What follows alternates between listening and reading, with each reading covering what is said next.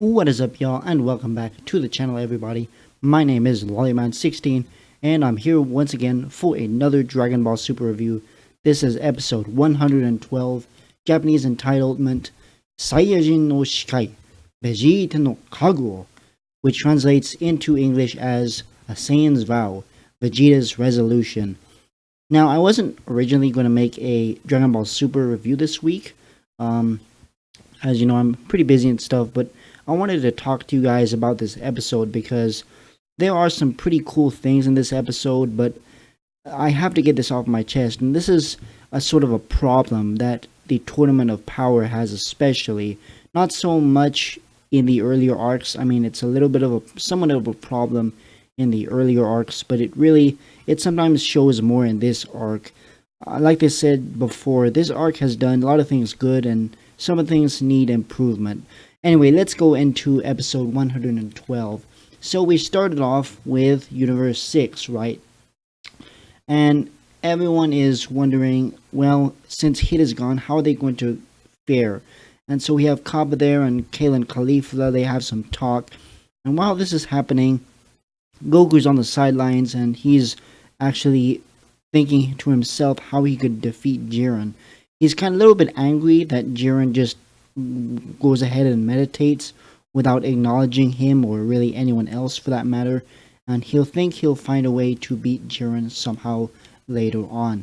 But while this is happening, we cut back to Universe 6, and all along, here comes a fighter named Monna, and she's from Universe 4, and this character has the ability to somewhat stretch or grow based off her biology. It's kind of like how Naruto did it, right? With the whole expansion jutsu deal, right? Anyway, she has a similar ability here where she basically expands herself, her chest and her legs and whatnot, respectively. And she attacks Caulifla and Kale, but before she can attack them, here comes Cabba actually, and he comes in to step in to protect Kale and Caulifla.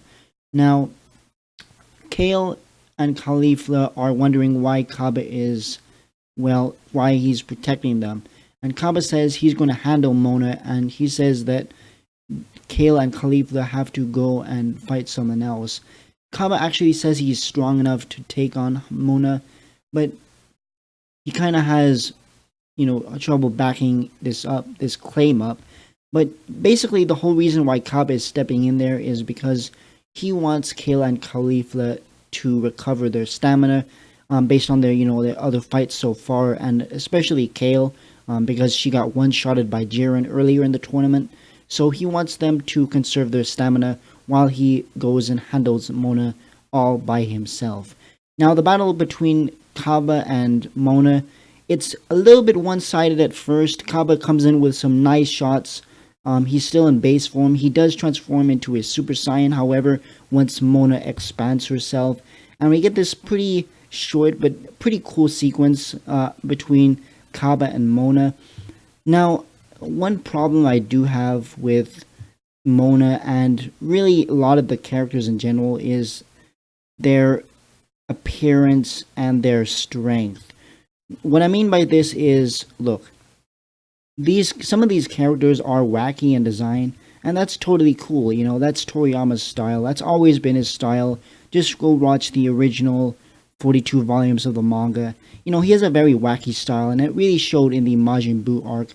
But with some of these designs, especially like Monna and Ribrianne, for example, they're just really just fat blobs. And I don't think they should be this strong.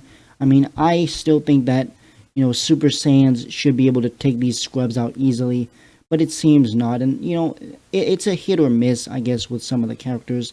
I just wish that sometimes Toriyama and I guess the Toei staff would bring us with a little bit more creativity when it comes to these designs. I mean, Jiren and Hit are pretty cool in design, and the Gods of Destruction are pretty cool too. So, I know that Toriyama has wacky designs for these characters, but overall I don't think they should be this powerful. But it does give for some good character development for Cabba in this episode. So let's go back into the fight, and Cabba is fighting Monna. Cabba is getting rocked. He cannot face this expansion type of technique. He's having trouble countering it because it's so heavy and it spins so fast that he's having trouble to, respectively block it. And he gets shook up into the walls and stuff. And eventually, uh, you know, I think what he does is he tempts, he lures basically, he lures Monna over to the edge of the ring, and while she's coming at him with full speed, his plan is to dodge so that she rings herself out. But this actually doesn't happen. He ends up dodging the attack, but in turn, Monna goes and redirects her attack somewhere else so she doesn't ring herself out. And eventually, she gets the upper hand on Cabba and almost rings him out. But here comes Vegeta, and he steps in to save his student. Pretty cool stuff. I knew they were going to do this in this tournament some place, but I didn't know when exactly they're going to do it. And I'm glad they actually followed up with it. Now, we cut to commercial break, and then after commercial break, we come back with Vegeta talking to Cabba.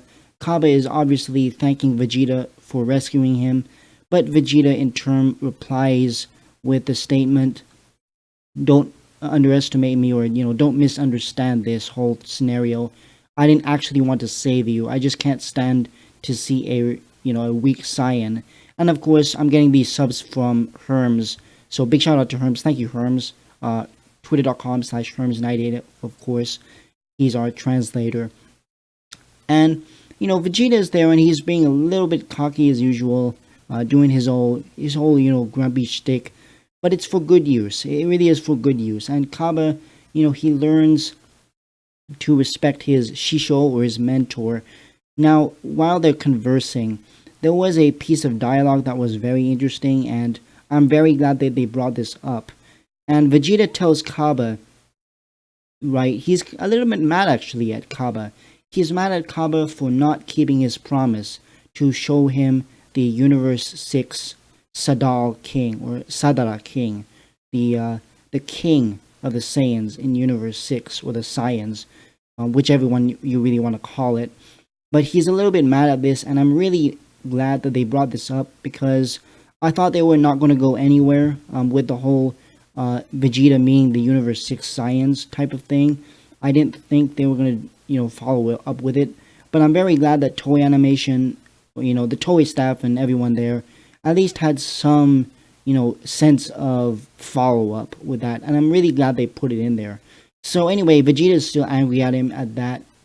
And Vegeta promises that if he wins, he's going to use the Super Dragon Balls to revive Cabba in the company. So this gives Cabba some hope, and it gives him some determination to fight Monna again. Now, Cabba, after getting a little bit of his determination back from talking to Vegeta, he comes in there and he faces Monna again. This time, Monna does keep rocking him as a Super Saiyan, but what happens here is that Monna keeps trash talking to Cabba, and with his newly renowned, determination, his new determination, along with that, his Zenkai boost, right? Because he almost just got beaten up to high hell. With that, both things in mind, he goes ahead and transforms into Super Saiyan 2. And it's pretty cool because you can see the lightning effects while in base form. He's on the edge of transforming, just like when Gohan did it way back in the Cell arc, right? We see the base form, and he's trying to transform. He's getting a little bit of that edge, but then he finally releases it, and he does go Super Saiyan 2. Now, this is really cool, and it's very good character development for Cabba here, I think. I do have a problem with it, however, because this is, the third or fourth Saiyan transformation we've had, and, I'm getting a little bit tired of the writing being just a little bit sloppy in terms of, Saiyan transformations. Now, I know that people said in the past, and people speculate, that Universe 6 Saiyans have a greater potential. That's very impossible, because Caulifla and Kale are, very extraordinary in their potential. But I think that, it could have been done a little bit better, and I can't think a little bit of build-up would have been nice. But overall, this is pretty cool stuff. I can take it. I can respect this transformation. But then we have a next problem. So Cabba goes against Monna in Super Saiyan 2. He starts rocking her with a big shot right to the expanded belly, and he flies up, and then he does a big key blast, which does knock her out. So yes, Cabba does get the elimination here. But then all of a sudden, here comes Freeza, and Frieza confronts Cabba, right? And Frieza actually, he requests that Cabba fight him. And so this fight is basically going as you expect. I mean, Cabba stands no chance against Frieza, even in his newly found Super Saiyan 2 form. He's just no match. I mean, he starts to fight him in base a little bit. He, throws a flurry of punches, but it's doing nothing. I mean, come on, it's Frieza, for crying out loud. There's no way Cabba can defeat Frieza. He does go Super Saiyan 2 and hits him with a giant, just a really big Gallic gun, but it does nothing as Frieza goes gold for a second and just starts blaring on him with death beams, ultimately knocking him out of Super Saiyan 2 and knocking him out of the ring. So Cabba is out, and I have a little bit of a problem with this. Okay, why would you make Cabba go through this character development with Vegeta and the whole defeating of the Monna thing when you're just instantly going to knock him out of the ring? Like, I don't quite understand that. I don't know why they chose to do that. Like, you have him transform, and then like 2 seconds afterwards he gets knocked out. I mean, I'm sure we're going to get more of him later, as Vegeta and him are probably going to do stuff in Universe 6. So I guess that's building it up for a later arc. But it's a little disappointing, and to be honest, I'm glad that Monna's out, but I'm not glad that Cabba's out of the ring. And by the end of this episode, we have 2 more minutes have passed, I believe. We have 23 minutes left in the Tournament of Power. Next week, we're going to have Goku versus Caulifla. And based off of the preview, Goku is fighting her in his base. And he's actually doing pretty well against the Super Saiyan, even though Goku has basically zero energy. I mean, Frieza gave some of his ki, so that's a little bit of something. But he's holding his own in there, and it's going to be interesting to see how that conflict is resolved. Overall, this episode I thought was okay. I know there wasn't very much that too exciting, except when Frieza knocked Cabba out. That was a little bit unexpected, I guess you would say, and anything unexpected in Dragon Ball Super is nice to see. Overall, I thought this episode was, it was decent in terms of pacing. I did like the overall transformation sequence, although there are problems with it, and there's going to be problems like that later on, I'm sure. But good episode of Dragon Ball Super. Let me know in your comments down below what you think of this episode 112, guys. And as of this episode, it's basically confirmed. I've read on Herm's Twitter. It's basically confirmed that Dragon Ball Super has now as many episodes as Hunter x Hunter, at least the 2011 version. So that's pretty cool. Can't wait for more. Let me know your thoughts. Thank you all for watching, guys. Stay awesome, everybody, and have a good one.